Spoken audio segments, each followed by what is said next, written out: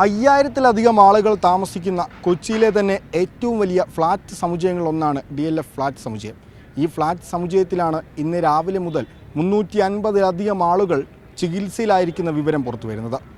ഈ കുടിവെള്ളത്തിൽ മാലിന്യം കലർന്ന് ഈ അസുഖബാധിതരായി 350-ലേറെ പേരാണ് ചികിത്സ തേടിയിരുന്നത്. ചികിത്സ തേടിയവരുടെ എണ്ണം 500-ലധികമാകാമെന്നുള്ള സൂചനകളും വരുന്നുണ്ട്. കൃത്യമായ ഒരു കണക്ക് കിട്ടേണ്ടതുണ്ട്. ഇന്ന് രാവിലെ ഈ 5 വയസ്സിൽ താഴെയുള്ള 25 കുട്ടികളടക്കമുള്ളവരാണ് രോഗബാധിതരായെന്ന വിവരമാണ് ഇന്ന് രാവിലെ പുറത്തു വന്നത്. കുടിവെള്ളത്തിൽ നിന്ന് തന്നെയാണ് രോഗം പടർന്നതെന്ന് മന്ത്രി വീണ ജോർജും പറയുന്നുണ്ട്. ആരോഗ്യവകുപ്പ് കഴിഞ്ഞ ദിവസമാണ് ഇതിൽ കൃത്യമായൊരു നടപടിയെടുത്തത്.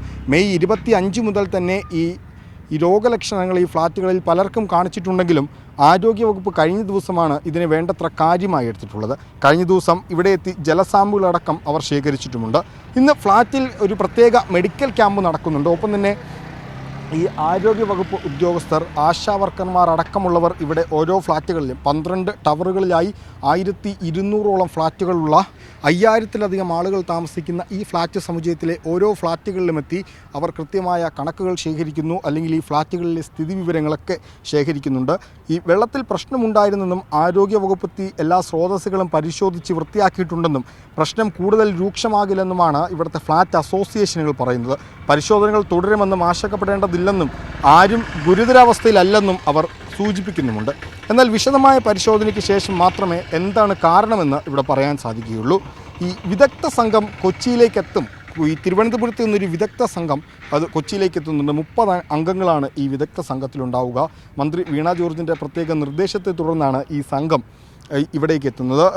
ഇപ്പോൾ നിലവിൽ ഈ ജില്ലാ കളക്ടർ NSK ഉമേഷ് DMOയോട് ഈ പ്രശ്നത്തിൽ കൃത്യമായൊരു റിപ്പോർട്ട് തേടിയിട്ടുണ്ട്. അതുമായി ബന്ധപ്പെട്ട് റാപ്പിഡ് റെസ്പോൺസ് ടീമുമായി DMOയുടെ യോഗം നടക്കുന്നുണ്ട്. ഈ യോഗത്തിന് ശേഷം കളക്ടർക്ക് കൃത്യമായ ഒരു പ്രാഥമിക റിപ്പോർട്ട് നൽകും. അതിനുശേഷം കൃത്യമായ പരിശോധന നടക്കും. ഈ പ്രത്യേക വിദഗ്ധ സംഘം ഇവിടെ എത്തി എല്ലാവിധ പരിശോധനകളും നടത്തും. നിലവിൽ ആരും ഗുരുതരാവസ്ഥയിലല്ല എന്നാണ് നിലവിൽ ലഭിക്കുന്ന സൂചനകൾ. ഒപ്പം തന്നെ ഈ മന്ത്രി പറഞ്ഞത് ഈ ഉത്തരവാദിത്തപ്പെട്ടവർ നേരത്തെ തന്നെ ഈ കാര്യങ്ങൾ അറിയിക്കേണ്ടതായിരുന്നു, അല്ലെങ്കിൽ കൃത്യമായി ഈ ഉത്തരവാദിത്തപ്പെട്ടവർക്കെതിരെ നടപടിയെടുക്കുമെന്നടക്കമുള്ള കാര്യങ്ങൾ മന്ത്രി വീണ ജോർജ് പറയുന്നുണ്ട്. ഒപ്പം തന്നെ ആരോഗ്യ വിഭാഗത്തിന് ഇക്കാര്യത്തിൽ ഒരു കൃത്യമായ വീഴ്ചയുണ്ടായിട്ടുണ്ടോ? അതായത് ഈ വിവിധ ആശുപത്രികളിലായി 350-ലേറെ പേർ ചികിത്സ തേടിയെങ്കിലും ഇവരെല്ലാവരും നൽകുന്ന അഡ്രസ്സ് അത് DLF അപ്പാർട്ട്മെൻറ്റ് തന്നെയാണ്.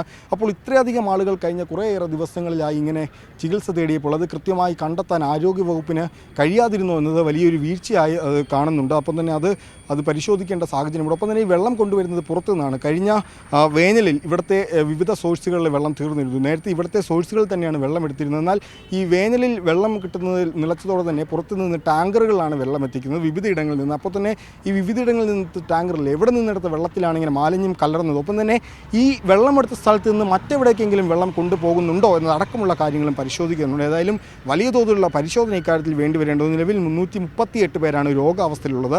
കൃത്യമായൊരു കണക്കെടുത്താൽ ഒരുപക്ഷേ രോഗാവസ്ഥയിലുള്ളവരുടെ എണ്ണം 500-ലധികമായേക്കാമെന്ന സംശയമുണ്ട്. ഏതായാലും മന്ത്രി വീണ ജോർജ് അയക്കുന്ന തിരുവനന്തപുരത്തു നിന്നുള്ള പ്രത്യേക സംഘം ഇപ്പോൾ അല്പസമയത്തിനകം തന്നെ ഇങ്ങോട്ടേക്ക് എത്തും. അവരുടെ നേതൃത്വത്തിലുള്ള പരിശോധന നടക്കും. ഏതായാലും കൃത്യമായ പരിശോധന നടക്കും. ഇതിന് കാരണക്കാരായവർക്കെതിരെ കൃത്യമായ നടപടി എടുക്കുക തന്നെ വേണം. ക്യാമറമാൻ രാഹുലിനൊപ്പം നിതിൻ സേവ്യർ, മീഡിയ 1 കൊച്ചി.